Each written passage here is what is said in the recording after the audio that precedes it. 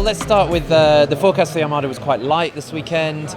For the last two Armadas, the foiling has been sort of saving the event in terms of on-water action, hasn't it? And last night, I mean, the lagoon here at Hayling was amazing. You kindly lent me shin setup, but also the Airush Ultra 12.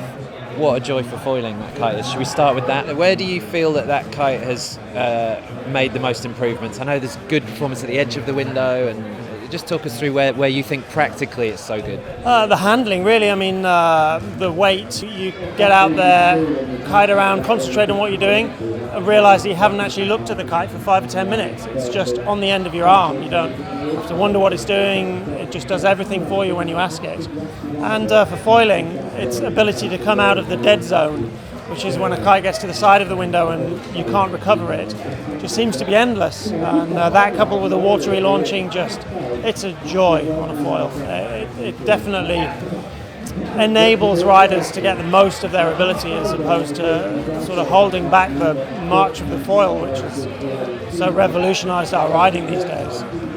But we hear a lot about foiling revolution, but it has been quite difficult still, up until I reckon about a year, 18 months ago. And do you think this year, you've obviously got a great handle on retail statistics and whatever, and what's actually selling, but do you think that this year is going to be the year that actually it's quite a bit easier? Well, I think that last year we had some of the bigger, wider wings come in. The Shin P wing was pretty much the front guard of that. Still is probably the easiest foil on the market at the moment. And we've seen people take that up last year, and this year we're seeing people who, in the grand scheme of things, are considered to be not really suitable for foiling by their peers, mastering it. And that realization has people looking at days like yesterday, when if you don't have a foil, you have to sit on the beach, and it is accessible to everyone. And I think this year we'll continue to see the discipline grow, no doubt. It just will keep going for at least 3 or 4 years. And another thing I wanted to talk to you about, you do a fantastic industry newsletter every Friday, loads of insight.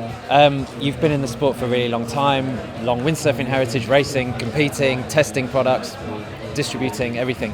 Just tell us a little bit about how you think the UK market at the minute, and what do you think are the kind of most important styles of products? Because I think big air's come back into kiteboarding, and especially for you, hasn't it? Yeah, I look at the industry through the years, and some things come, some things go, but the most successful ones are the ones that engage with the people who are actually on the water at the time. Big air, fantastic. Everybody can jump. How high can you jump? Simple, and it's accessible and engages everybody in the industry. And foiling as well to a certain extent. I mean, the racing aside, just general freeride foiling is championed among the pros as well. The industry is healthy. And it's the freeride gear, isn't it? Really, freeride gear is so performance orientated now that it's just smooth and silky and easy. It's multidiscipline. I mean, take the Ultra. You can use it for wave riding. It's my favourite wave kite. It's my favourite foil kite. Jumps really well. That style of equipment, you don't need a lot of equipment these days to have so much fun and so much engagement with the conditions that you're given. So the sport is really flourishing.